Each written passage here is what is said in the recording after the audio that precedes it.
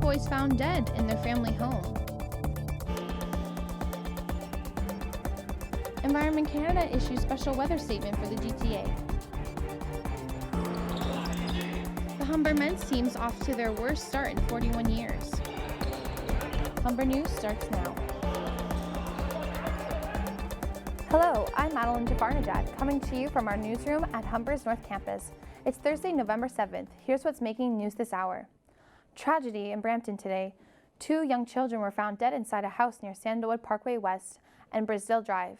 The brothers have been identified as Jonathan Bastidas and Nicholas Bastidas. Police arrived at the scene late Wednesday night for a medical call. When they got there, 2 boys ages 9 and 12 were pronounced dead at the scene. A family of 4 lives at the house, and the emergency call came from inside the home. Peel police say the incident is isolated and there is no threat to public safety. Well, and in this particular case, I think it's going to touch a lot of people, the fact that we have 2 young boys who are deceased. And I think even as police officers, this isn't something that is something that we enjoy doing, but we have a job to do. The investigation is ongoing, as several police cruisers and forensic officers are scouring the area and gathering evidence. A next-door neighbor says she knows the family, but didn't hear or see anything suspicious as they are in shock. As I said, I'm assuming they were looking for, some evidence, whether it be a weapon or a person of interest, but yeah, tragic, just tragic. There has been no arrests in the case as investigators are talking with homeowners. 1 man is dead and another is in life-threatening condition following a shooting at a bar in the Jane and Lawrence area. The incident occurred around 1:30 a.m. last night when a man walked into the bar and started shooting. Police tweeted that 2 victims were found. 1 man was sent to the hospital and the other was pronounced dead at the scene. Police also say a gray SUV was seen leaving the scene, but they have not yet released any other information about the suspect. Shootings in this part of Toronto's West End are on the rise as this is the 4th shooting in the area within the last week. Police are asking for anyone with information about this incident to call Crime Stoppers. Police say 2 young teenagers who were the subject of an Amber Alert last night have been found safe. The alert was issued just after 11 p.m. stating the 13-year-old boy and 15-year-old girl were last seen with their father in the early morning. An hour later, the alert was canceled after the teens were located. Police say their father, who is the alleged to have abducted the children, is in custody.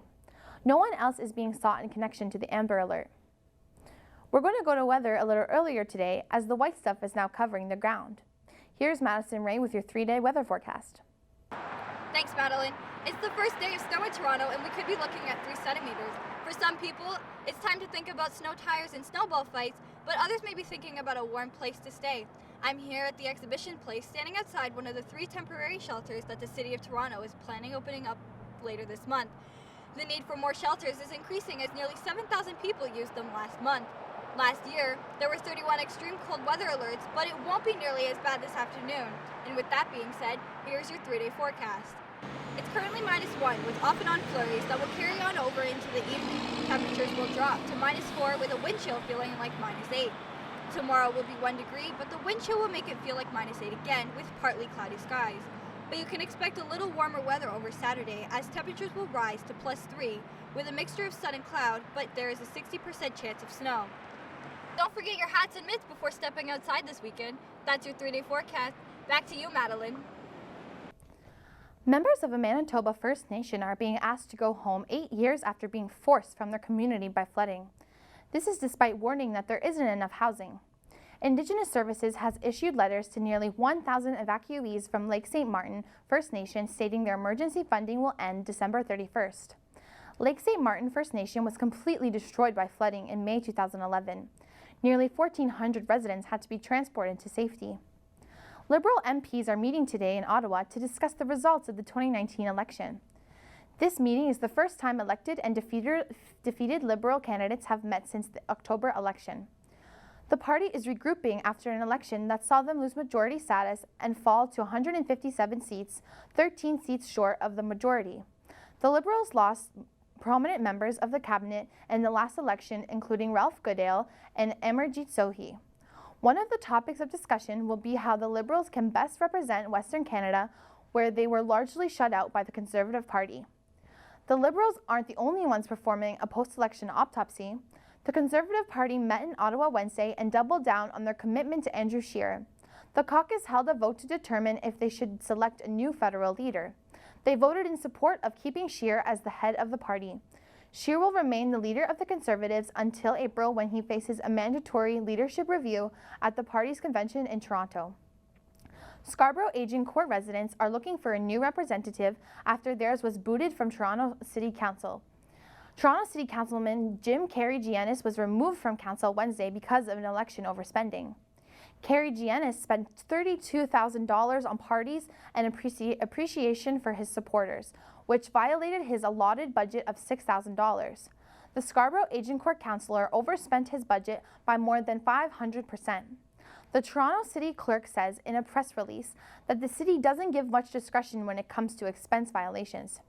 Carey-Giannis is now barred from being elected or appointed to any office until the 2022 election. The former federal MP claims that his expense violation was due to a clerical error. Iraqi forces shoot and kill at least 4 anti-government protesters in Baghdad today. It's been a violent week in Iraq capital, with dozens of people being wounded. According to police, 35 people were wounded near Shuhada Bridge as mass demonstrations continued for the 13th day in a row. Dozens of protesters have resumed blocking the port entrance in southern Iraq, which is preventing food imports. So far, it's estimated the economy has lost $6 billion. At the same time, ongoing internet outages imposed by the government to stem unrest have resulted in losses of $16 million per day.